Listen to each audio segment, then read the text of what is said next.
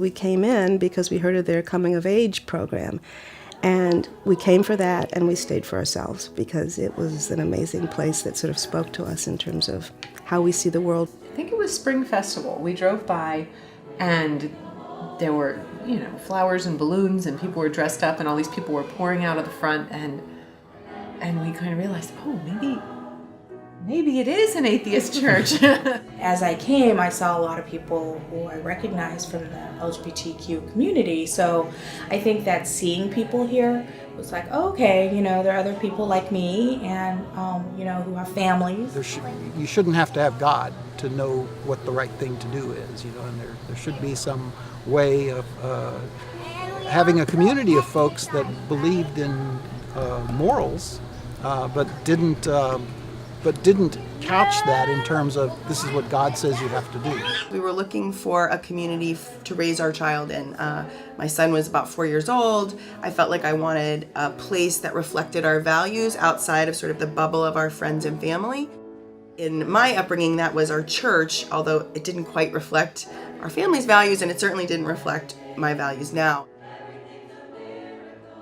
The Washington Ethical Society, or we call it WES, is a humanist congregation right in Washington, D.C., and we affirm the worth of every person. I would say that's really at the core of who we are. We are, in a sort of practical way, like any congregation you might imagine. We have a Sunday school, we have a teen group, we have adult ed classes, we've got social justice work that we do, we have small groups, we meet on Sundays, but it's from a humanist point of view. All of them have to do with helping people, helping our youth,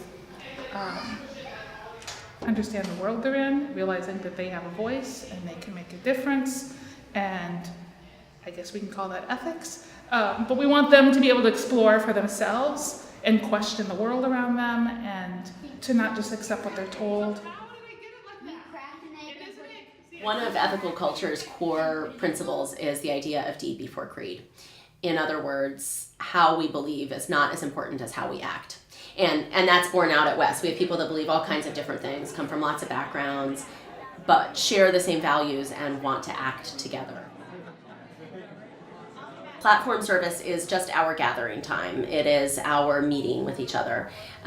We meet for about an hour and 15 minutes, and in a lot of ways it looks not so different in form from a Protestant service.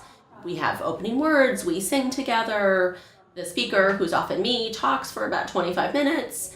We have some more music, we take a collection. There are a couple of things that, of course, make it different. First of all, we don't have a central text, so I might use many different books or poems or headlines as kind of the heart of what I'm talking about. I think really. And we also have a variety of speakers. So I usually speak 2 or 3 times a month, and then we'll have guest speakers or members of the congregation who come and speak. Maybe my mother just did that, I don't know.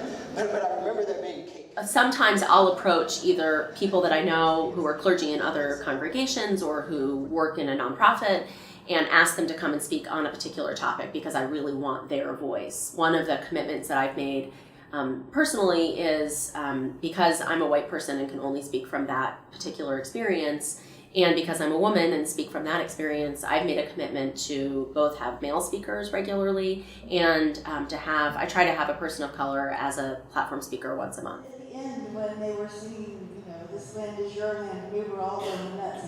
Yeah, but we're still good. We still got it. There's a portion of our platform service which is called community sharing, and that's a time when the mic goes around and people can respond from their own hearts about what resonated for them, what felt really connected to their own lives, or even add a different idea in a different layer. So sometimes I think of it as a kind of democratization of the service experience.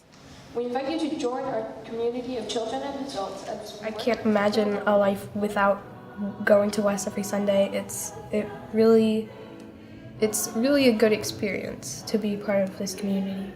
I share a lot about WES on my Facebook page, and as a result of that, my friends back in Chicago, where we moved from, are now going to the Chicago Ethical Society. We had never been. We didn't know about it at the time, but it's been interesting to see people get interested in it just from kind of what we're posting on Facebook. I love the fact that we can stand up for what we believe in, and especially in our times now, it's so important to have a place where you have people that are like-minded, maybe not 100%, but at least you can talk through the issues that concern you and how to react to those issues. They're not family, but they are family, and that's what's special. Because when you don't live near family, you miss those connections, and so it builds things that you need in your life. Everyone needs people to rely on, and so that's what we found in ethical culture more than anything else.